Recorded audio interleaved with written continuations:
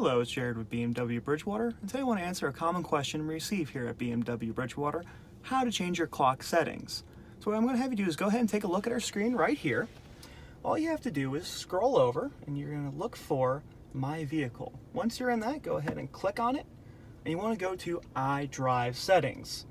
iDrive Settings right here. It's real simple. You're going to go right to the date and time setting. You're going to go ahead and click on that.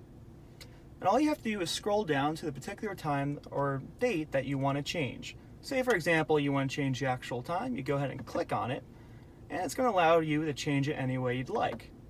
And then we can go back right here, and you can also change the date if for some reason it's incorrect. So again, you would just scroll back and forth. When you're looking to change the day, you would just bump it over one. And if you're looking to change the year, one more time. That's all there is to it. If you have any more questions, be sure to reach out to us here at BMW Bridgewater. We look forward to talking to you soon. Thank you so much.